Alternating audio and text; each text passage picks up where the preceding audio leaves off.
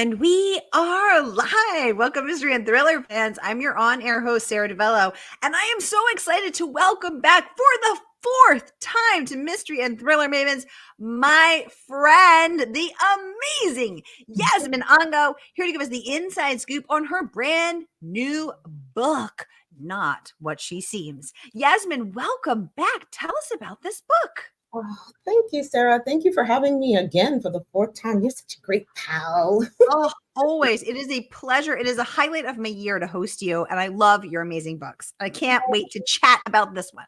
Thank you. Thank you. Well, Not What She Seems is a new foray for me into domestic thrillers. So it is changed from the usual Nina Knight action thriller, espionage, and all that. It is a Southern thriller. So it is set in the state where I live, which is South Carolina, in the Low Country, so along the coast. And it is about this town pariah named Jacinda Brodie, and she comes back home after 6 years of exile, self-exile, town exile, all the exiles, to find out that there's a new person in town who the town has totally fallen in love with. But Jack is like, yeah, there's something not quite right with this person, but no one will believe Jack because they really think that she is a bad seed and that she had something to do with the death of her father 6 years ago.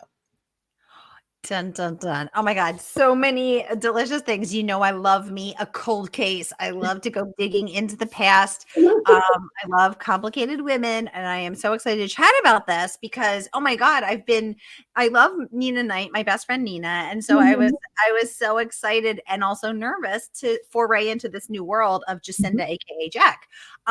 So I have so many questions. I know everybody's logging on and they have so many questions. So can't wait to get into every single delicious detail. But first, I just want to welcome everyone because we are broadcasting live to eight different destinations across Facebook and YouTube. So mystery and thriller loving friends, no matter where you watch from, you in the right time, this is the right place. It is Mystery Monday. And because Mondays can be murder, we're going to make it a little less painful and get your week off to a killer start. So if you've been here before, you know how it works. Get those questions going in the comments. Ask Yasmin anything. Sharon is joining us from YouTube. She says, hi, Sarah. It is so nice to meet you, Yasmin. And I just love that because my goal in founding Mystery and Thriller Mavens was to connect readers to their favorite authors and introduce them to their next favorite authors. And here she is, your next favorite author. Yes. Robin, welcome to the conversation, joining us from Facebook, saying hello, Sarah and Yasmin. Hey, hi, Robin. With 2 Ds. I love it. I love it. Kim, welcome to the conversation. Thanks for all the hearts on Facebook, you guys. Kim, welcome to the conversation, saying hello, book friends. Hi, book friend. Renee is joining us from Southeast Florida via Facebook. Hi, Renee. Great to have you. Hi, Renee. Margaret Pinard, our fellow author, joining us from the Pacific Northwest, Portland, Oregon, saying a bad seed reference. Why do we love a bad seed reference, Yasmin? What's the fascination? I don't know. You know, those bad seeds, they look good on the outside, and then just on the inside, you're just rotten to the core, and we love it. And there's something about, seeing the truth, and the truth, and you feel it in your bones, and nobody else sees it, and you're like, wake up. Renee says, Yasmin, I loved your other novels. Yay, a fellow Nina Knight fan. And she says, I can't wait to read Not What She Seems. Okay, so Yasmin, tell us all about it, because for 3 books, we've been in the world of my favorite female assassin, Ms. Nina Knight, international assassin.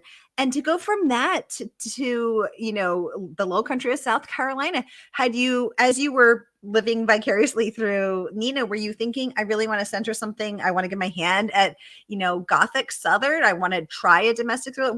Tell us about this. Yeah. So what's interesting is, well, I read across, all genres or whatever, but I really read a lot of domestic thrillers, and I love, the intimacy of them. Nina is very big and like in what she does, and she's very, meticulous. She's very talented and well trained. And so I really wanted to challenge myself, one, to write like an intimate thriller set in, the setting that I love. So I love going to the low country, like to Charleston and Hilton Head, and being along the water and things. I think it's so pretty there, right? And so idyllic. And then like at night, it's like so spooky because of like the trees, banyan trees and live oaks, and everything is like old, and there's swamps, so things can like come out and eat you. There's gators all around. So I was just like, this place looks so beautiful and picturesque. And then like, underneath, there are things that can like eat you. And I don't know, I have a fascination with things like eating you. Or maybe that's a fear. So I just wanted to like kind of like talk about that. And I love Southerners. I'm from Northern Virginia, so coming here and encountering everyone who is like so sweet, and they sound so wonderful and pleasant, and they say bless your heart, and you think that, oh, they're just loving me and they're blessing me, but they're really not. And so that I've had to learn that in the 10 plus years that I've lived here. And so I just thought that was really cool, and to kind of like twist that into a thriller. That is so cool. I love that. And I'm still thinking about what you said, that you have a fascination with things that eat you, or maybe it's a fear. I think I have that. Say it's about not being able to see what's under there, the evil of that. Right. Like I can watch Jaws every time it comes on, and I'm like, I don't know why I'm watching this, because my biggest fear is to go in the water and to be eaten by a shark. So, I just have like this weird thing about animals eating me instead of the other way around. Yeah, it's fair to, nobody wants to be eaten. Right. Margaret is saying old South Gothic vibes. It's not just the trees. Exactly. Although those beautiful old banyans and the weeping willows, and there is something really, really beautiful. There's just this setting, and you're just like, oh, there's a whole lot of history and a whole lot of like scare, up in there, and you just want to know all the stories and the secrets, but then you also don't. So yeah, it's all of that. Also, did you watch the murder documentary on the Netflix? Yeah. So Yes. I have a special fascination with the Low Country now, because I've never been out there, and now I'm very curious and very interested. Yeah, that's only a couple hours away. And so, yeah, that was all the talk of the town during, and I watched the whole thing, and it was wild. So yeah, it's interesting to be here and to have had all of that happen and hear from it from, locally, and then on the national and international level. And you're just like, wow, it's just, a little old town in South Carolina that I never heard of. And now we all know. So. Exactly.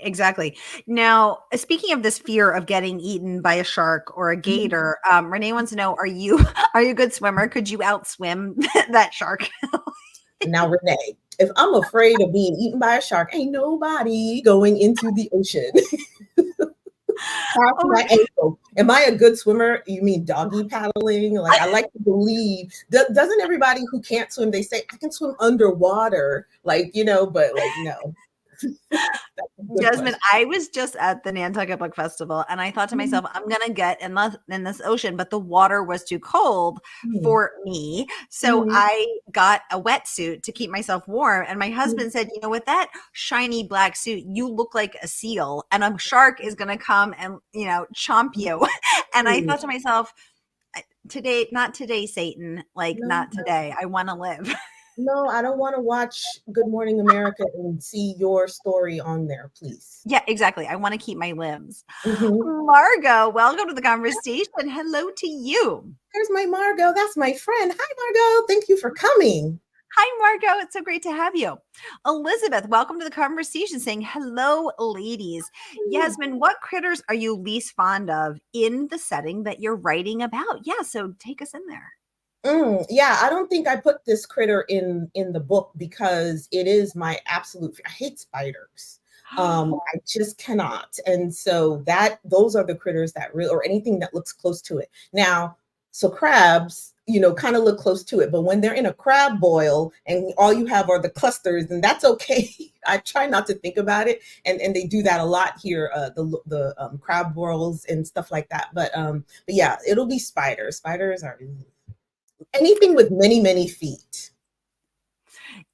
Yasmin, I was on the plane to move to live in Australia when I read in the book about Mhm. Australia that they have more spiders and snakes than anywhere else in the world. And I got there and I had a spider in my bedroom that was no joke this big. And I was like, that's when I realized I Oh was my like, I was not meant for this. mm-mm, mm-mm. Nope. Sharon has a question about your writing process, and I would love to hear this answer. Mhm. Yasmin, when you sit down to write, does it feel like you are watching a movie in your head? Bring us into that moment. Yeah, into the crazy moments of Yasmin's head. Yeah, so I do see them as a movie, and I actually before I even sit and write, I'm thinking about the story pretty much all the way through. I don't write everything down word for word, so I'm not like a strategic like outliner where it's all written down. I just kind of think about it in my head, and I might jot down some like lines that come to me or something about a character that just jumps out at me, and I'll do it I'll jot that down so that I remember. But the scene or scenes, because I don't write in order either. So they'll just kind of pop in my head and they'll just kind of, toss around in there for a while until I feel like, oh, well, I figured out the scene or whatever. And then I'll sit down and write that scene. But until I've really thought it through and I've envisioned, how the characters are going to be, how the story is going to play out, I won't sit down and write because then it doesn't feel natural and creative, and I'm not able to like really discover or open up like what was going on in my head, and then sometimes it changes from what went on in my head. But yeah, typically I have to have like a full, even if I don't have everything, I have to have like the full story, the full like arc of what's going to happen, with some of the main people, before I sit down and write it. Wow. Okay. Wait. So, Yasmin, I did not know this about you. I just want to make sure I understand. Mhm, You literally think of the whole book in your head, start mhm, to finish, A to mhm. Z, the whole thing, and then you start to write it. But how do you keep all that in your head? I don't know. It changes, but like the overall like who's gonna kill who, and why they're gonna kill, or why they're doing the things that they're doing. That always stays because I need to know the why for the all of the characters, even minor ones. Ooh. Every action is very intentional, and so there's always like a why behind the things that they do. And so if I have that why, that really guides me with the backstory, with character motivations and the actions, staying true, making sure that the characters stay true to themselves all the way through for the most part, is knowing what's motivating them, their why. And so yeah, like it just and like I said, I do jot things down so that I don't forget, especially if it's like a real like killer line and I'm like, oh my gosh, this line, I have to have this line. I'll wake up in the middle. Sometimes I'm thinking about it in my sleep. So I'm constantly thinking about the story in my head, and it goes over and over and over until I feel, okay, this is really good. Now I got my momentum. I'm so excited to put it down. And then like I'm writing. So I when I finally sit down to write, I can write like really fast, but it takes me a long time to get to that point. Does that make sense? So I'm a slow thinker, but I'm a quick, writer, tapper, whatever. Wow. Wow. Oh my gosh. This is so fascinating. I can't believe have known you since Nina book 1 and I did not know this about you, Yasmin. Oh, wow. Thank I you might for have the not said great anything because it sounds crazy when I say it. Like it sounds like, no. there's no rhyme or reason, but there sort of is a little bit. Oh my gosh. Well, thank you for that great question, Sharon.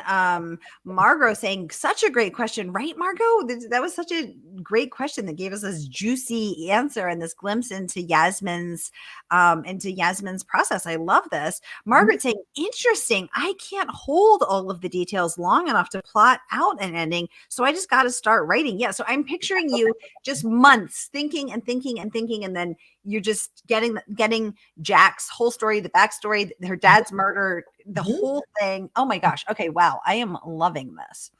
Renee wants to know, so we need to know more. Do you make a board for this to plot it out, or a vision? Are you know, a picture board, a vision board, a plot board, narrative arc? No, just all in your head. Oh my It's God. all in my head and post-it notes. Like I have post-it notes. Well, you can't really see this, so it's got a lot of writing on it. But I have like post-it notes all over the place because I'm a jotter, so I'll just jot things. And even if I have an idea for scenes or whatever, I'll go. I use Scrivener to do my drafting. So I'll go into right because I like to move things around like a puzzle. But like and I'm talking about like my actual writing, not look like they're board or anything like that. So, I might write a line so I know like what that scene is going to be, or even like one word is going to be, I don't know, kill such and such or whatever. So I know that that's what that scene is going to be because that's what I've kind of thought out. And so by the end of when I actually sit and start writing, so I'll have like a whole bunch of, text or whatever they call those little, boxes or whatever, where you can start typing in there of one or two words so I know what those scenes are and put them in order and things like that. So that's pretty much about like what I have. So yeah, everything comes to first. Oh, Yeah. I love that. Renee is saying this makes total sense to Doesn't her. it? Right Pretty now, much once you're gonna laying be it very out, that clear. does make total sense. That is so cool. Okay, thank Um, you. Thank y'all for saying that. Margaret saying Yasmin's process reminds me of rally drivers envisioning all of their turns before the race begins. Oh, good analogy. She's just there plotting out her race and then pedal to the metal. She zooms along. I I love like that. that. Thank you, Margaret. Oh, Scrivener in the house. Me too. I'm team Scrivener. I love Scrivener. Thank you so much. Oh, right. Margaret says she's delaying her session in Scrivener right now to listen to us. Oh, Margaret, thanks for being here. Thank Um, you very much. I want to share some okay, I want to share some of the praise, but first I want to get to this question from Elizabeth. She says, I wonder if Yasmin, if you would share your path to being published.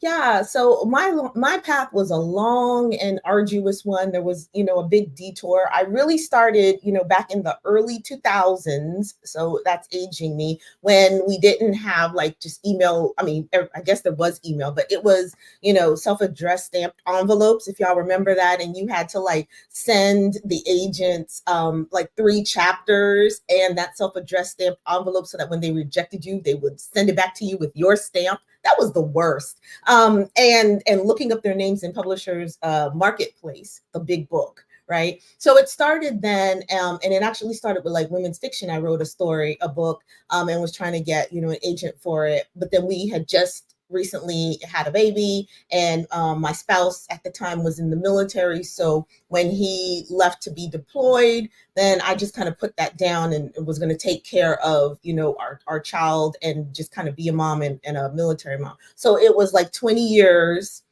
and a whole other husband later and everything like that, I was like, you know what, I need to get back to the thing that I loved. I was a teacher, all of that. And my teaching, one of the things that I taught actually influenced the book as well, that I hadn't, really told anyone that yet. But anyway, so long story short, the path to publishing was a long one. When I really picked it up back in 2017, that's when I got on Twitter and I started doing like the research because I was like, I'm going to write this book. I had Nina that I had already kind of like was thinking about for like 10 years. And I was ready to write her, and I needed to prepare myself for that whole entire journey. And I didn't know anything about Twitter, and so that's how I kind of got through and learned, what agents to go with. And I did querying, regular old querying, slush pile, and stuff like that. And eventually, after many, many, many more rejections for her name is Night, I eventually got my agent in 2020. And then from getting that agent, tell us about how you sold that first Nina book, and which became a trilogy. Yeah. So 2020, I've said it a few times. I was like, that's 2020 was a really, really horrible year, but it was also a very, very good year because that's the year that I got my agent. And then right after I got my agent, I found out that I won the Eleanor Taylor Bland Award for Emerging Writers of Color from Sisters in Crime. And then we were working, my agent and I, Melissa, we were working on polishing up my manuscript so that she could send that out in August of 2020, when the announcement that I won the award would come out. And so she timed that really, she's really good about that. And she timed it really great. And so it had press for the award. And then that's when the request to talk to me for, book deals and things came in.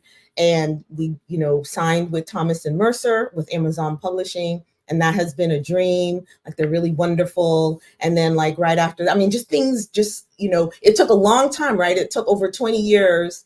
And then it was still hard, with many, many rejections. And then finally, when everything happened, it happened really, really quickly. And that's not everyone's story, but, and I'm like, I can't believe, because nothing cool like that ever happens to me. So. Well, you are super cool, Yasmin. And I love when you share your story, which I have been lucky to hear before, because it's so inspiring. And I think this idea that, that things happen easily and someone's just like, doodling along, and then they're like, an agent approaches them and is like, oh, you, and you're like, makes it seem not possible for the rest of us. So this is the truth, and the truth makes it possible. So thank you. Elizabeth saying, I see, and I remember those Say's days as well. I'm glad you persisted. Margaret saying she remembers the Say's days too. So do I. Oh, hey, readers got to read. So good to see you. She's saying, hey, I just got on. Is this book a standalone? If so, was there a process for transitioning from a series to containing the story into just one novel? Great question. Yeah. Was there a process? Not so much, because I was really ready just to have like a standalone. It was also scary because, I've been in Nina's world for many, many years, right? And I know those characters, and it's easy to kind of figure out what I want Nina to do, and, and things like that. So with this, it was definitely a challenge, because I was like, how am I, like, what kind of story am I going to tell? And now that this is a more intimate, it's a domestic one, this person is going to be very unlike Nina. She doesn't have Nina's skill sets. And I think I saw someone say something about assassin research. Well, I can't tell you about the assassin research. We all know that I cannot. But how do I go from having to research ammunition and weaponry and fight techniques to someone who's a research assistant at a college who doesn't know how to fight, and how is that person going to protect themselves when faced with imminent danger? What would that person do? And so that was the challenge and the fun of trying to figure out, how would Jack come out of this when faced with, someone who might be a killer? Oh, that's so interesting. Readers got to read. Thank you so much for the question and for joining us. Always such a pleasure to see your name pop up. And Yasmin, that's so true, because Nina, in the words of Liam Neeson, has a very special set of skills. She's she's a trained killer. Nobody stands a chance against Nina. So to go from that to writing a researcher, assistant, sweet Jack. That's a really good point, because, Jack's not packing an assassin's, weaponry. Oh my goodness. The only thing Jack is packing is her hookah bag. That's it. Oh my God, I love it. Yes, I want to share some of the incredible praise that this has gotten. Just got a rave review from PW, and they're not the only ones raving. We got Kirkus here talking about endless skeletons in the family closet. I know I love a closet full of family skeletons. I know so many of us do. And then so many of this amazing review. Alex Segura, who I just was hanging out with at Thriller Fest. I love Alex. He won the LA Times book, mystery book. He had some wonderful words of praise, and I want to share that. He says, Yasmin's Angoe's Not What She Seems is a powerful, electric novel that explores the deadly secrets that we want to forget. I love that. And the lengths that people will go to keep them buried. A story of painful homecomings and powerful reckonings. Not What She Seems builds upon Angoe's stellar library to present readers with her best novel yet. Congratulations on that rave review. Alex's review may just be my favorite, because he really gets Jack and he gets you, I think. I love that. Margaret says the award goes for packing her hookah bag. Yeah. We all know Jack. Those of us who have read her, we know she is reckless and she loves that hookah bag. So that's what she's packing. She loves that. And for those who have not, because the book is not out yet, here is the link to pre-order from our favorite woman-owned independent bookstore. That is, of course, Murder by the Book. So whether you're watching with us on Facebook or YouTube, here is that link to pre-order so that you too can get your mitts on Not What She Seems and immerse yourself in this story. As Alex Gura says, of powerful homecoming and the deadly secrets that we want to forget. All of my favorite things. So here's that link to pre-order, y'all. Get those fingers clicking, get your mitts on this. And then I also wanted to share this review from Ashley Winstead, because I saw her cheering for your PW rave review yesterday, and I thought, I want to share what Ashley had to say, because Ashley was on for her latest book, Midnight is the Darkest Hour, just a few months ago. So what a pleasure to be able to share what she said, which is this. It's long, so I'm just going to read part of it. She says, Jacinda Brodie, you have my sword. Never have I fallen deeper in love with characters than I did the Brodies of beautiful, troubled, small town South Carolina. Yasmin Angoe's incredible blend of talents, her ability to deliver high-intensity blow-ups on par with the best action thrillers, and her deep character work, which shines through her uniquely voicey prose, make Not What She Seems a total knockout. I laughed, I gasped, and shockingly, I cried in an astonishing feat. Yasmin Angoe delivers hold on, I lost my place reading. Delivers a loud social commentary like me. Readers will marvel at her virtuosity while eagerly awaiting her next. What beautiful praise your book has earned. Beautiful praise. Words. Thank you. All these fancy words that you have earned, Queen Angoe.